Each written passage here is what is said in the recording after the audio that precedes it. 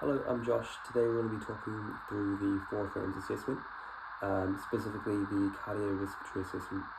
So what the 4 frames assessment is, it's a way to assess a patient using a clear-cut structure that means that we don't miss too much personal information. It's broken into 4 parts: the investigation of the chief complaint, the investigation of medical history, the investigation of social and family history, and the patient concerns and questions. So I'm going to do a quick demonstration of the 4 frame assessment for a middle-aged male with chest pain. That's all we know. So I have no patient, but I do have a pair, so I'm just going to vocalize the patient's responses out loud. Hey mate, how's it going? Why have we been called today? He tells me that he has chest pain. Okay, what time did the chest pain begin? He tells me that the chest pain began 30 minutes ago. Okay mate, did the chest pain come on quite suddenly, or was it gradual? How did that happen? He tells me that the chest pain came on very suddenly. Okay, what were you doing when the chest pain came on? He replies he's not too sure, so I ask, okay, were you lifting anything heavy? Were you mobilizing, walking around, exerting yourself in any way? He replies that he wasn't, he was just sitting down. Okay, does anything make the chest pain better or worse? He replies he's not too sure. So, okay, what if you take a deep breath in? Does that make the pain worse? He tells me it doesn't. Okay, mate, what about if you lie down or sit forward, does that make the chest pain worse? He tells me that it doesn't. Okay, cool. Can you please describe that pain to me? How does it feel? He tells me that it feels like a heavy, dull pain. Okay mate, whereabouts is that pain in your chest? And he indicates the center of his chest. Okay, does that pain radiate anywhere? He says it radiates into his left arm. Okay, and just to be sure, does it radiate into your neck or your jaw at all? He denies that. How bad is that pain out of 10 at the moment? He tells me that it is a 7 out of 10. Okay, and does the pain stay there constantly, or does it come and go in waves? Is there any trend that you've noticed for this pain? He tells me that this pain just stays here constantly, no matter what. So I'm now going to assess the opponent systems. Do you have any headache at the moment? Do you have any lightheadedness or dizziness? Do you have any nausea? Do you have any shortness of breath? Do you have any abdominal pain? Any pain in your arms? No. Okay. So those are just a few of the questions I could ask him that are pertinent to the cardiorespiratory system. And now at this point in the assessment, I'm going to dive into my physical assessment.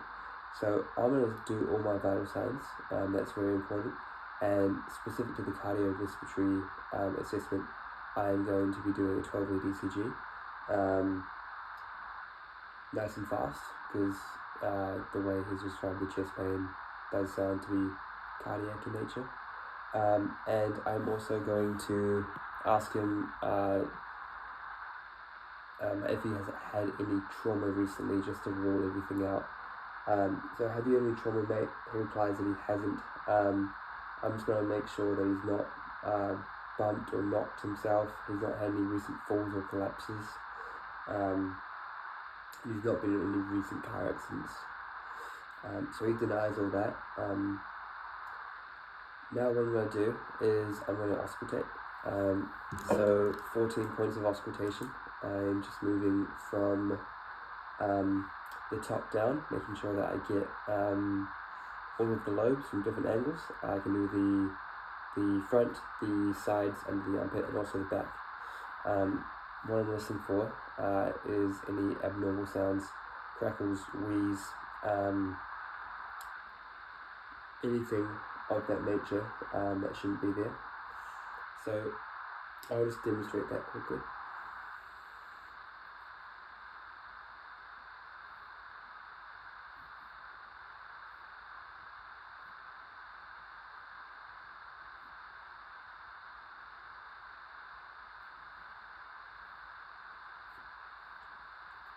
Cool. I'm also going to be doing a percussion of this patient. And what the percussion is for is to listen out for any hyperresonance or hyperresonance, which may indicate conditions such as hemothorax. So to do that, I'm going to get my middle finger and I'm going to place it on the chest wall and I'm going to tap with the other finger and we'll listen out for that sound, so I'll just demonstrate that.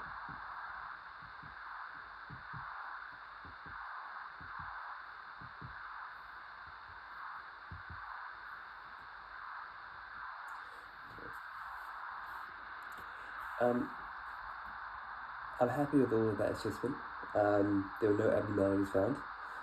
So what I'm going to do is move on to the investigation of the medical history. So same as with the chief complaint, starting with open-ended questions, so that the patient can divulge as much information as they can without getting led into any certain patterns or pathways by the clinician. And we do that by avoiding asking yes or no questions. So I'll demonstrate that. Do you have any medical concerns at all? The patient tells me that they're not too sure, but they're recently diagnosed from hospital. Okay, do you mind if I have a look at your discharge summary? Cool, so he gives that to me, I read. There's nothing remarkable in his medical history at all. Okay, and have you ever had anything like this happen before with his chest pain? He tells me he hasn't, this is the first time. Okay. Cool. Do you take any regular medicines day-to-day basis? He showed me a blister pack. He takes aspirin and metoprolol, but nothing else. Okay. And do you have any allergies at all? No, he does not have any allergies. Okay. So that's pretty straightforward, the investigation of the medical history. Moving on from there, I can also look at the third frame, which is investigation of social and family history. So relevant to this patient, I would ask him, has anyone in your family ever had any cardiac issues or any issues with their heart at all? He tells me, nope, they haven't, which is very good. Not that it is so relevant to every patient, but taking a good social history for vulnerable patients is very important, especially people also in lower socioeconomic areas. I can take a social history by actually observing their living conditions and making judgments for myself, and I can also ask the patient if they're happy with their living situation and it has any negative effects on their health at all. On top of that, patients that have previously had strokes or are known falls risks, I can ask if they've had any needs assessments or occupational therapists who've come to help aid them with any living. I can ask how many times that they fall a week, if they get any home help, are they independent with their ADLs, can they shower themselves, things like that, to try to get a better understanding of what their day-to-day life is and if it has any relevance to their chief complaint today. For example, someone complaining of frequent falls, who's not had a needs assessment and they trip over their own belongings, that would be really helpful for that. So after that, we can look at the patient ideas, concerns and expectations. There's an acronym for that called ICE. Essentially, that is just bringing it back to a more holistic, patient-centered approach to assessing them. And that's important so that they feel that they're understood and they don't get missed out on. I'll demonstrate that now with my patient here. So I've completed the full assessment for the cardiorespiratory side of things. Do you have any questions or concerns at all about what we've talked about today? And anything else that you would like from me at all? So the patient says that they don't have any concerns at all, and that they're pretty happy. So that is. Oh, before I forget, I'm also going to listen for heart sounds. I would have done this back during the physical assessment side of things, back in the investigation of the chief complaint. So to listen for heart sounds, it's just 4 points of auscultation over the heart, and I'm just listening for murmurs.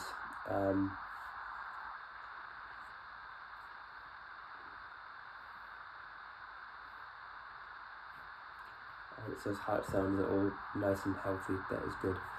Now the reason that the 4 frames assessment is important and why it's important is because by talking in depth about the history of the chief complaint and then going through all of those OPQRST questions, what it does is it narrows down the clinical picture, because as you ask all these questions and you see a pattern or a trend emerging, you kind of can hear a different nature, or try to figure out what the nature of the pain sounds like. So the reasons I ask questions such as the onset, what they were doing when the pain came on, and if they're exerting themselves, those are all important to try to figure out if it's like a more cardiac sounding chest pain, or potentially something else entirely.